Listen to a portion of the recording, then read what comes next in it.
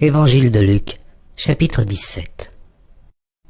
Jésus dit à ses disciples, « Il est impossible qu'il n'arrive pas des scandales, mais malheur à celui par qui ils arrivent.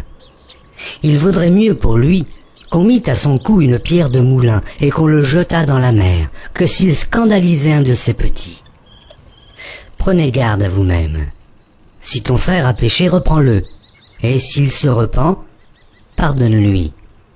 Et s'il a péché contre toi 7 fois dans un jour, et que 7 fois il revienne à toi disant « Je me repens », tu lui pardonneras. » Les apôtres dirent au Seigneur « Augmente-nous la foi. » Et le Seigneur dit « Si vous aviez la foi comme un grain de sénévé, vous diriez à ce sycomore « Déracine-toi et plante-toi là dans la mer. » Et il vous obéirait.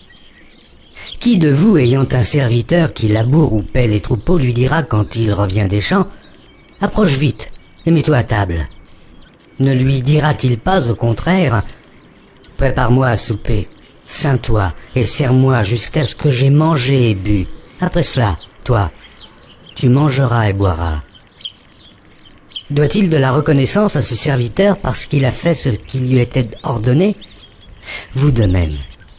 Quand vous avez fait tout ce qui vous a été ordonné, dites « Nous sommes des serviteurs inutiles. Nous avons fait ce que nous devions faire. » Jésus, se rendant à Jérusalem, passa entre la Samarie et la Galilée. Comme il entrait dans un village, 10 lépreux vinrent à sa rencontre. Se tenant à distance, ils élevèrent la voix et dirent « Jésus, Maître, aie pitié de nous. » Dès qu'il les eut vus, il leur dit « Allez vous montrer au sacrificateur. » Et, pendant qu'ils y allaient, il arriva qu'ils furent guéris. Et l'un d'eux, se voyant guéri, revint sur ses pas, glorifiant Dieu à haute voix. Il tomba sur sa face aux pieds de Jésus et lui rendit grâce. C'était un Samaritain. Jésus, prenant la parole, dit « Les 10 n'ont-ils pas été guéris? Et les 9 autres, où sont-ils? Ne s'est-il trouvé que cet étranger pour revenir et donner gloire à Dieu? » Puis il lui dit « Lève-toi, va, ta foi t'a sauvé. » Les pharisiens demandèrent à Jésus quand viendrait le royaume de Dieu. Il leur répondit « Le royaume de Dieu ne vient pas de manière à frapper les regards. On ne dira point « il est ici » ou « il est là », car voici, le royaume de Dieu est au milieu de vous. Il dit aux disciples « Des jours viendront où vous désirerez voir l'un des jours du Fils de l'homme, et vous ne le verrez point. On vous dira « il est ici, il est là ». N'y allez pas, ne courez pas après. Car, comme l'éclair resplendit et brille d'une extrémité du ciel à l'autre, ainsi sera le Fils de l'homme en son jour. Mais il faut auparavant qu'il souffre beaucoup et qu'il soit rejeté par cette génération. Ce qui arriva du temps de Noé arrivera de même au jour du Fils de l'homme. Les hommes mangeaient, buvaient, se mariaient et mariaient leurs enfants jusqu'au jour où Noé entra dans l'arche. Le déluge vint et les fit tous périr. Ce qui arriva du temps de Lot arrivera pareillement.